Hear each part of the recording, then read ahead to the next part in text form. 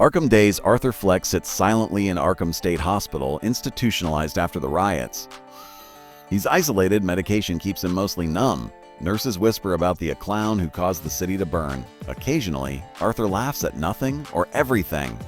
Then he meets Dr. Harleen Quinzel, the facility's new psychiatrist. She's curious and oddly charmed by Arthur's detachment. Harleen's mask. Harleen is introduced as ambitious but emotionally fragile. We see glimpses of her backstory, an abusive childhood and a failed relationship with a professor. She believes she can understand Arthur, even cure him. In sessions, Arthur toys with her, offering cryptic insights. "You want to help me, Doc? Then help yourself first." A subtle bond begins to form, professional lines blur. Musical madness. Harleen begins hallucinating musical daydreams of herself and Arthur performing together. They dance through blood-soaked ballrooms, cabarets, and burning stages. These sequences are lavish, surreal, and darkly romantic, but they only exist in her mind. Outside of delusion, she sings quietly to herself in the hospital halls. The line between fantasy and reality becomes harder for her to define. Her colleagues grow concerned. Arthur's journal. Harleen sneaks Arthur's personal journal from his room. Inside are disturbing doodles, jokes, and chaotic poetry. One entry reads, "She sees me, not the monster, the mirror." Harleen is unnerved and fascinated. Arthur catches her reading and simply smiles. "Now you're in it too." That night, she dreams of them waltzing in straitjackets. The break. A riot erupts in Arkham when a violent patient attacks a guard. Arthur protects Harleen during the chaos. Whether intentionally or accidentally is unclear. She clutches him afterward, visibly shaken. "I feel safer with you," she says. Arthur, that's how it starts. Harleen begins skipping psychiatric protocols to spend more time with him. 2 steps behind a fellow doctor, Dr. Stoner, notices Harleen's erratic behavior and reports her. She's warned to take a leave of absence. Instead, she quits, convinced the system is corrupt. Harleen returns as a visitor, not a doctor. Arthur grins at her from across the visiting glass. "We could leave," she whispers. "Be free." The plan. Arthur begins manipulating staff through jokes, threats, and staged compliance. He gains access to certain rooms, steals keycards, and provokes weaknesses in guards. Harleen sneaks him materials, a clown mask, a knife, pain meds to dull the trackers. In another musical dream sequence, they dance through Arkham, setting fire to every. Arthur whispers, "Every comedy needs a second act." Harleen and a partner in crime escape Arthur and Harleen stage a fire in the record room. As staff evacuate, they vanish into the chaos, stealing a security vehicle. Gotham is still broken, crime rampant, systems failing. They disappear into the underbelly of the city. Harleen dyes her hair in a filthy motel bathroom. She laughs maniacally in the mirror, the first glimpse of Harley Quinn.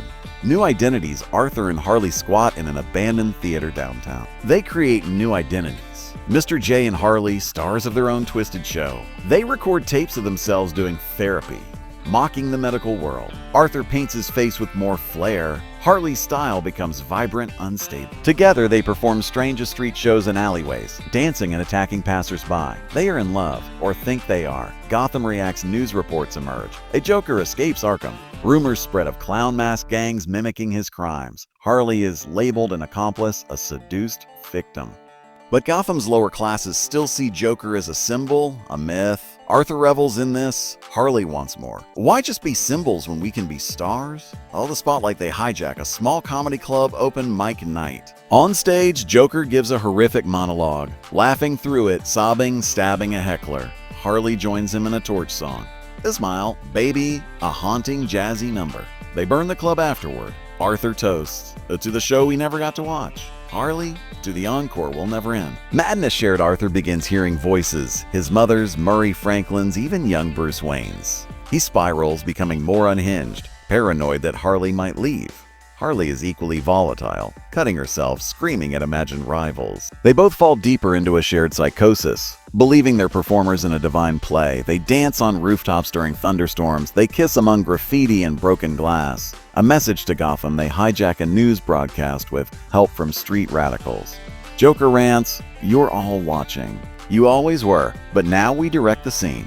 Harley sings again, a twisted lullaby about love, death, and insanity. The broadcast ends with Joker shooting the anchor off camera. The city erupts in renewed chaos. GCPD declares them Gotham's most wanted. Bruce Wayne. We briefly glimpse young Bruce, now a teenager. He watches Joker and Harley's chaos from Wayne Manor. His guardian Alfred warns him, that clown isn't just mad, he's contagious. Bruce watches old footage of Joker laughing, a flicker of rage or resolve crosses his face.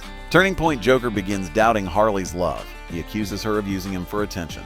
They fight violently, both bloody and crying. She threatens to leave. He pulls a gun on her, but drops it sobbing. They make up in the theater's flooded orchestra pit, clinging to each other. It's love or delusion, or both. Final Act police surround their hideout after a tip-off. Arthur and Harley refuse to go quietly. They rig the building with traps. Mannequins, mirrors, bombs. The final musical number begins in their minds. They imagine performing for thousands. Harley, if this is the end, let it be beautiful. Arthur, then let's burn it all down. The fall GCPD storms the theater. Explosions rock the building. In the smoke, Joker and Harley are separated. Harley is cornered and arrested, screaming Arthur's name. Joker escapes, badly wounded, disappearing into Gotham's shadows. As Harley is taken, she whispers, "We'll always have the encore." Sirens fade as we cut to black. Epilogue. Again, Harley sits alone in Arkham, humming to herself. A nurse calls.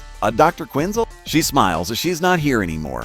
Meanwhile, Joker, face scarred and thinner, walks the streets in disguise. He looks up at a billboard for a Broadway show.